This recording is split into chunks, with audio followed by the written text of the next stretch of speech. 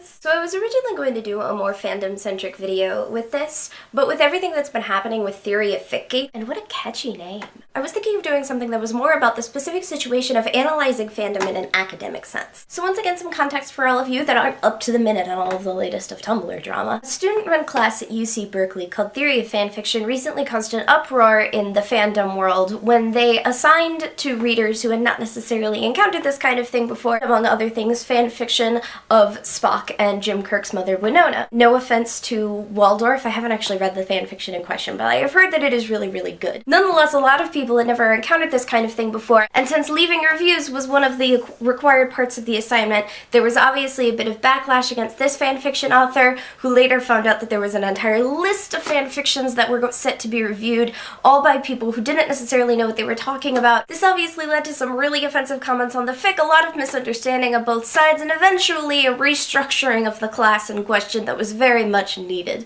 Now, I don't want to go into all of the nitty-gritty little details of everything that happened here, so if you want more information, Waldorf has done a truly amazing roundup of everything that has happened, link down in the description. Now, let me be clear that the original structure of the class was ill-conceived, and it was going to lead to fanfiction authors getting harassed for something that they created for free for the express enjoyment of others, which is not something that anybody wants. Fan creators are some of the greatest people in the world who create things literally just because they like them and they want other people to enjoy them, and that is so cool. Nobody wants fan creators to get hurt. That said, a lot of the inflammatory discussion taking place around this seemed to revolve around the idea of academic as inherently other. The creators of this class, despite the fact that they clearly had to be fans in the first place, were necessarily a third party that shouldn't be intruding into the fandom space in an academic sense. And I don't think that's really a helpful way to view this kind of thing. For a lot of people, fandom is already such a huge part of their life, but in terms of empirical study, there isn't a whole lot that we know about it. And so if somebody wants to come in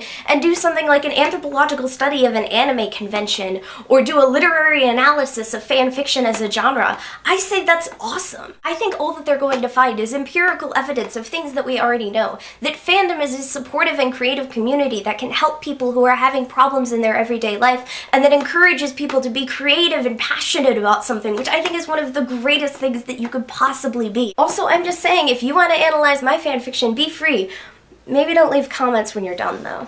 I met this woman the other day whose daughter was touring my school, but who was also considering art school, and she was really concerned about all of these things that her daughter was interested in, especially this weird thing that she wanted to go to called an anime convention. She was incredibly shocked when I told her that I myself attended anime conventions, as I was one of the presenters at this conference that she was at, and, you know, a reasonably accomplished adult. She had never really imagined that anime conventions could be attended by anything other than basement dwellers and freaks and people she didn't want her daughter associating with. She was even more shocked when I told her that some of my friends attended anime conventions and that those people can make thousands of dollars selling their art. I know that a lot of people want fandom to continue being a safe space, and I can understand that urge, truly. But in order for fandom to be a safe space for people like that girl whose mother couldn't conceive of letting her daughter go to an anime convention, we really need to be willing to open up a little bit. And I think that if we do that, we may even learn a few things about ourselves along the way. So that is it for this episode. Thank you all of you guys for watching. I'll be back next week, possibly with my original planned video about fandom and why it's so incredibly cool, though that's kind of what this turned into too. Feel free to like and comment on the video and subscribe over here in the TARDIS if you so desire,